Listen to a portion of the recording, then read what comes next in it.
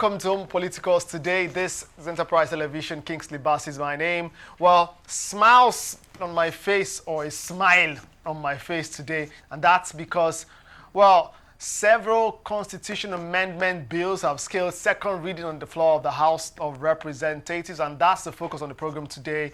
Well, on Tuesday, it was a busy day for the House of Reps. As a matter of fact, it's been a busy week for them.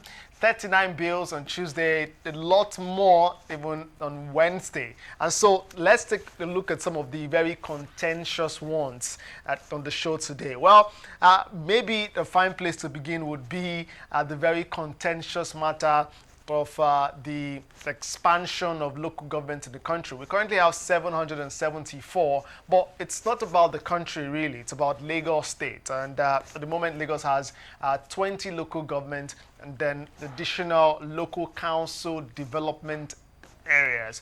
But the bill to make sure that those local council development areas become local government have scaled second reading on the floor of the House of Reps, which mean that it just simply means that that could possibly scale through, and that could make Lagos have 57 local government. And if you do the math, it means more additional local government to the 774. But beyond the numbers, it is the fact that the man who introduced these local councils is now president, and lots of contentions there. But let's get down to the conversation. That's not just the focus. We'll look at the contentious bills that have scaled second reading. Again, Kingsley Bass is my name. I'm joined virtually today for this conversation by a political commentator, Gbenga. Ayannuga Paul. Gbenga, thank you so much for joining me. Welcome to the broadcast. Thank you for having me. Good day, Kingsley. Yes. Yeah, welcome again to the broadcast. Just before we get to that local government matter, and let's look at other contentious bills as well. Well, this one maybe not so contentious, but for some persons, they are not in support of the move to make this happen. But let's talk about the elections, general elections in the country. The bill too has scaled, second reading to make sure that elections in the country are conducted in one day, from the presidential to the governorship to the National Assembly, State House of Assembly, including local government elections conducted on one day. Do you think this is this the kind of thing you want to see in the country, considering several factors that come to play, the cost of logistics for the Electoral Commission, several factors really, the curbing of electoral malpractices and the rest? What's your say? Well, I think that the particular bill is the best among all the bills that passed. That has passed second reading thus far, because it is one of the few bills that will have a lot of positive effect on the nation if it eventually gets signed into law. Because what it means is that with the general election taking place on the same day, that is the presidential and governorship election taking place on the same day, that bandwagon effect where people will want to vote for the party at the central because a party has won at the central, even though the party might not be popular locally, but because they don't want to be against the center, that bandwagon effect will be reduced.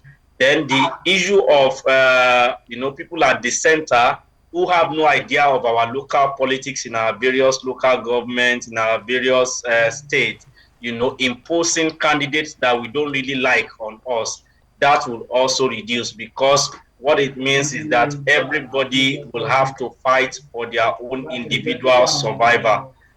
For them to fight for their own individual survival, everybody will have to focus. So you will see a lot of the will of the people prevailing more now. The flip side to that, Gbenga, would be the fact that we would need to do more in terms of election result management. Some have said it's a difficult thing to compile these results, to ensure that all of these things are put together in one day. That's already so much work to put together election results for presidential and the National Assembly elections, which hold on the same day, and then governorship and state house assembly elections on the same day. Already those are separate days, but you realize that the calling of results My brother, there is happen there is nothing again. cumbersome about it. Tell me. There is nothing cumbersome about it. In fact, the multi-day election is just a waste of time and resources. We've seen election take place in other climes in the US, in the UK. Election will be conducted on a Thursday. The winner will be announced on a Friday. And by Saturday, the winner has been sworn in to take over office, especially in the UK, for example. And so there is nothing special about it. What do we do on election day currently? So during the presidential election, you'll be given three leaflets, one for the House of Rep, one for the Senate, and then one for the presidency. So rather than being given three leaflets, all it requires now is that you'll be given 5 leaflets at the same time, which is one for the House of Assembly, one for the governorship, one for the House of Rep, one for the Senate, and one for the presidency. So if you can fill 3 leaflets successfully, what makes it hard for you? There's a local government election on the same day. If they can separate, no. This local government election cannot be the same day. Well, the reason is simply because that's what the bill local says. government, as of today, spend. No. I think that those are gray areas that will be looked into, because as of today, local government tenure is 3 years, not 4 years like the other office holders. So which means their tenure is going to be out of the regular election cycle. No matter what you do, their tenure will be out of the normal election cycle. So the law would not have said it will be the same day. So it's just going to be the House of Assembly, State House of Assembly, the governorship, the presidential, the Senate, and then the House of Rep. That's all that it will be at the moment. So, and I think, this will clear the bandwagon effect. The second chance that some people have to go and re-strategize and put their house in order when they mess up the first time and the result shows, they won't have that second chance. And you see, when they don't have that second chance, it's the masses that benefit, not the political class. All right, let's proceed very quickly to, some other bills now. Let's very quickly talk about the bill regarding indigenship. Pardon me. Yeah, it felt like a tongue twister for a moment. But yes, one regarding the settlement of a particular person when the person has, for example, when the person has settled in a particular location, a particular state for some 10, 15 years, or if that person was born there. That's also become so contentious since this bill scaled second reading on the floor of the House. Lots of persons talking about the fact that this should not be, especially because some persons feel like this is targeted at Lagos. What do you say? It's not just targeted at Lagos, it's targeted at everywhere. Because you see, if you like, Kingsley, you are my friend, but you are not a Yoruba person. If you like, spend 100 years here. My children can even marry your own children, but you can never be an indigene. If I like, I go to Cross River State, where you come from. I establish a big factory like Dangote there, and spend 100 years, and all my children marry from your side. I can never be an indigene of Cross River State. The issue of indigenship, we are not like the whites. These are some simple sentimental issues that, if not addressed properly, might lead us down the pathway that we do not expect. I know those who are trying to push for this law are doing it with a good intent to bring about a sense of inclusivity for all Nigerians, once they've stayed in a certain place. But the fact is that the issue of land, issue of indigenship is a very, very sensitive, very emotional, very sentimental matter that we need to understand the sentimentality of the people that we are making the law for. So take, for example, all of us agree quite well that certain people travel outside their domain more than certain other people in this country. And there are particular sets of people who, when they travel out of their domain and they are given opportunity to establish and, find space in their new domain, they will easily forget that their hosts are being magnanimous, being peaceful and friendly, and then they will be telling their hosts that they were the one who developed their land for them. And these are sentimental and emotional charged up issues that have been happening since 1947 that have led us on the brink of war several times if it were not managed very well. And so having a law that now puts it in our face means that a lot of those people will now say, well, I've spent 15 years, I've spent 20 years, and they might even be dragging ownership with the indigenous people of the area. There is no way those things will eventually not end up leading to contention that might even lead to war if not carefully managed. So for me, yes, as a person, I think this law needs to be looked into properly. There are lots of gray areas that needs to, because for example, let's not even hide behind a finger or be speaking in parable. You and I know, or a lot of people know, that it is easier for you to, irrespective of where you come from, to get a land in Lagos, to get even in Lagos villages or Ogun villages, even when you are not an indigenous of those places.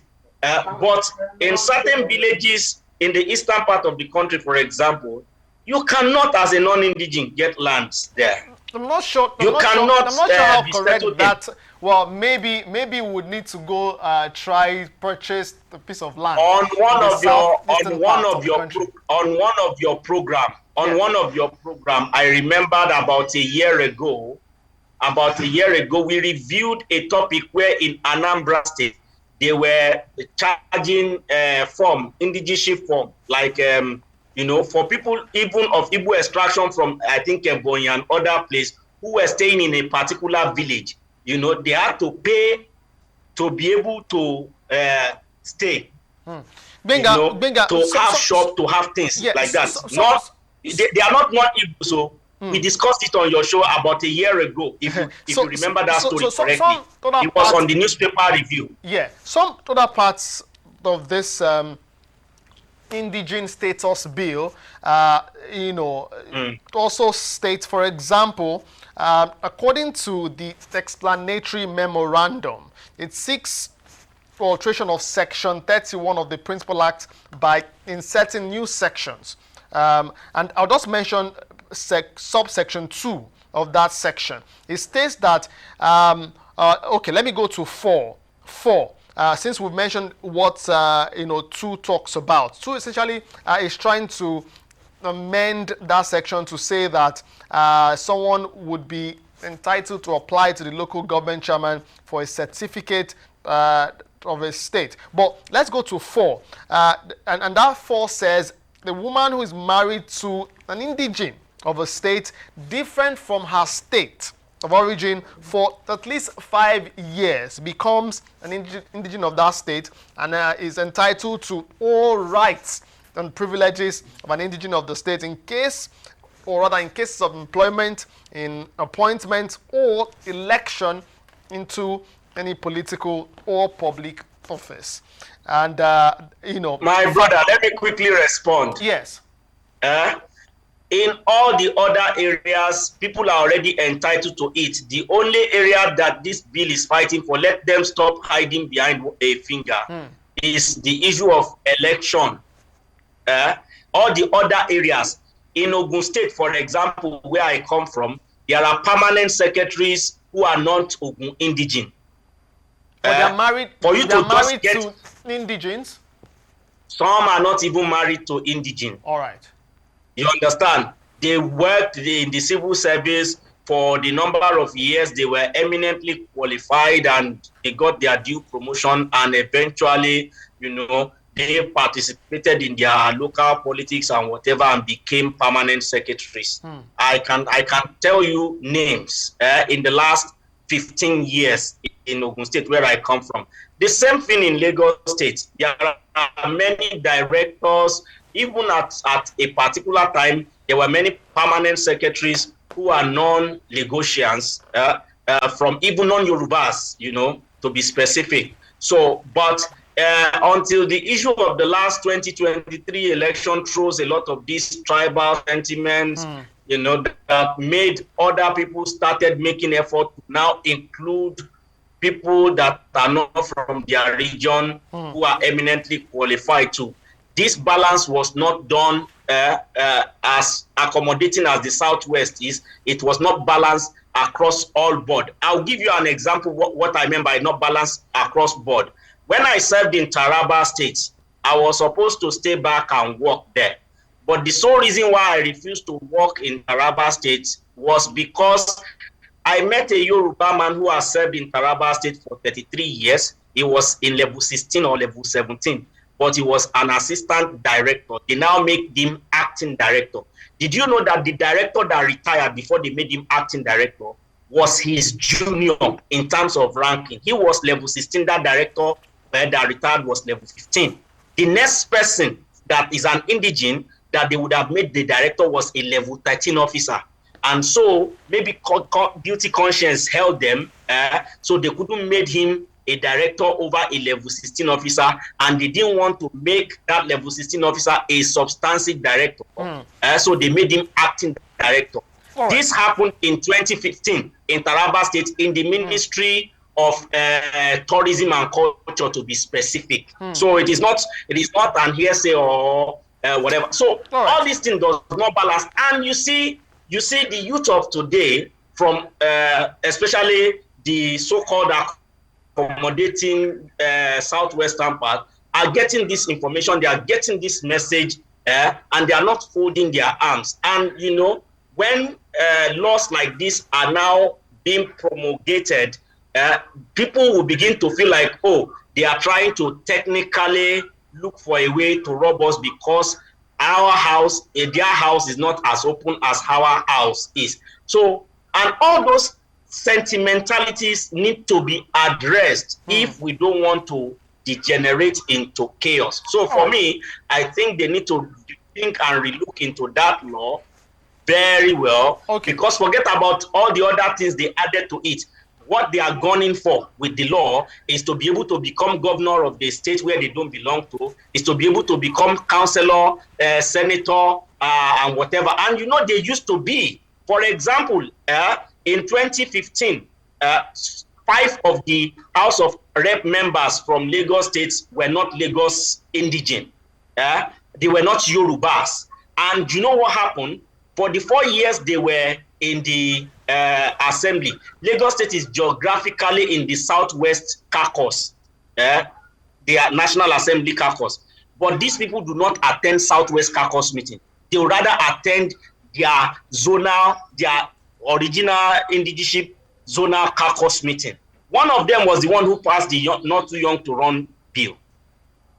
So we are not saying things we don't know. We are not saying things that did not happen. We are not fabricating things. And you see, and to think of it that the person who even moved this motion is from a particular side of the country, that their doors are not as open as the other side of the country where they want to, claim indigenship over. It gives us a lot of things to be suspicious about. We need to move very quickly, and time will permit that we continue with more. But let's very quickly talk about the local council development areas in Lagos. And what's your take on that?